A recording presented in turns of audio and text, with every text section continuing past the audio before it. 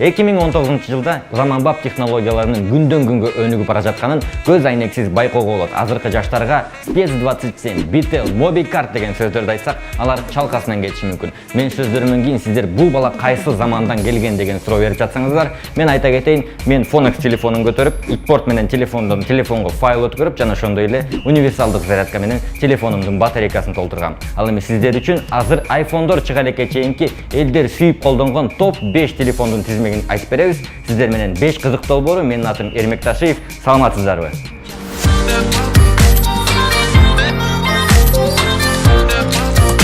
5-нчи орунда Nokia 3310 телефону. Көптөр үчүн бул телефон кирпич, терминатор же болбосо танка деген аталышта таанымал болсо, биз үчүн бул телефон талкалангыс жана бузулгус телефон катары эсибизде калган. Мисалы 5 кабаттуу үйдүн үстүнөн ыргытсаң дагы жерге түшүп, 3 бөлүккө ажырап, аны кайрадан эле чогултуп алганда кадимкидей эчтеке болбогондой иштей баштачу. Nokia 3310 телефонунун батарейкасын толтурганда эң кызыктуусу 10 саатка чейин жеткен.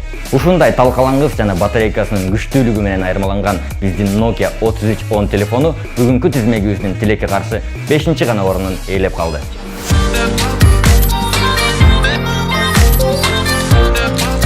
4-нчи орунда 2005-жылы пайда болгон Nokia 6233 ээлемек, эгерде Кытай телефондору болбогондо. Албетте, Кытай телефондору ар бириңиздердин үйүңүздөрдө же болбосо жакын досуңузда бар болчу. Башкача айтканда, баарыбыз эле бул китайканы колубузда кармап көргөнбүз. 2 сим-карта салынуучу бул Кытай телефондору Кыргызстан үчүн жаңылык болуп, ал эми динамигин айтканда Nokia 6233 бул Кытай телефонунун жанында да турчу эмес. Анча-мынчалардын айтымында бул Кытай телефондору менен 4-5 кишилик отуруштарда, дискотекада уюштуруп койгон күндөр болгон. Ошондуктан Nokia, Noni деген сыяктуу Кытай телефондору бүгүнкү тизмегибиздин 4-нчи орунун ээледи.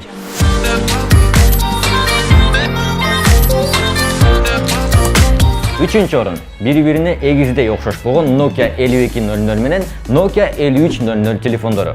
Nokia 5200 бул телефон болгонугана 0,3 мегапикселдүү камерасы болсо дагы сүрүп ачма бул уюлдук телефон шаарыбыздын эң гана сулуу кыздарында бар болчу. Башкача айтканда, азыркы iPhone'дордой эле бааланып турган телефондордун бири эле. Аккумуляторунун 760 гана миллиампер болсо дагы 263 саатка чейин автономдук режимде иштеп, ал эми түнү менен бирөө менен сүйлөшүп жатам десең, 3 сааттан ашык сүйлөшкөнгө мүмкүн эмес болчу. Ошондуктан бул телефонду көтөргөндөр көп учурларда розетканын жанына мен жатам деп талашкан учурлар көп болгон. Nokia 5300 телефону 5200дөн айырмаланган жери 1,3 мегапикселдүү камерасы. Капталындагы аудиоплеердин кнопкалары жана ошондой эле 2 гигабайтка чейинки микрофлеш картасы менен айырмаланып, бүгүнкү тизмегибизде Nokia 52 жана 5300 телефондору 3-нчи орунду ээледи.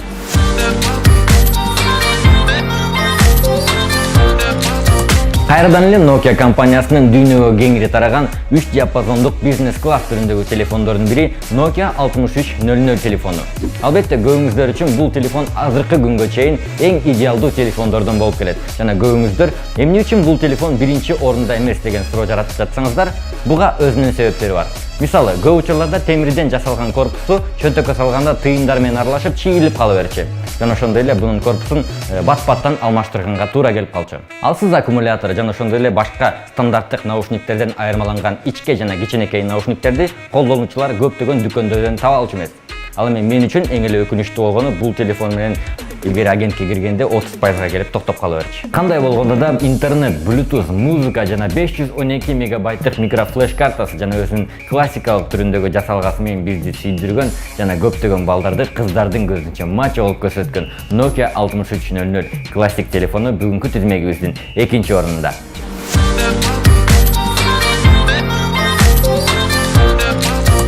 Тизмегибиздин 1-нчи орунунда баарыбызга эле белгилүү болгон Nokia 1110 телефону. 2005-жылы чыккан бул телефон колдонууда оңой жана ыңгайлуу болгондуктан биздин тизмегибиздин 1-нчи орунун ээледи. Албетте, кичинекей кезиңерде бул телефондордун оюндарын сиздер дагы үй-бүлөңүздөр менен талашып ойногонсуздар. Жада калса, көп учурларда змейка оюну боюнча көптөгөн коллективдерде жана үй-бүлөлөрдө өздөрүнүн рейтингдери түзүп, өздөрүнүн рекордсмендери бар болчу. Полифония, сүйлөөчү саат сыяктуу функциялары менен бул телефон дүйнөгө Nokia компаниясын кеңири тааныткан. Ал эми рингтондорун эстегенде көздөн жаш кетет.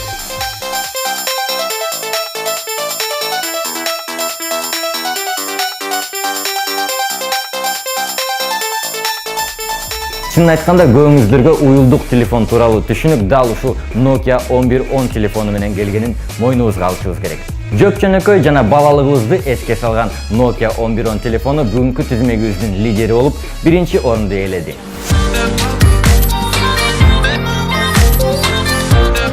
Бул эстен кеткис эски телефондордун топ 5 тизмеги болду. Бул телефондор сиздерди 2000-жылдардын башына алып барып ностальгия сезимин жараткан болсо, албетте лайк баскыла, биздин каналга катталгыла жана ошондой эле сиздин алгачкы телефонуңуздун маркасын комментарийге жазсаңыз, бизге кызык болот. Бул 5 кызыктуу долбоор болду. Сиздер менен мен Эрбек Ташиев.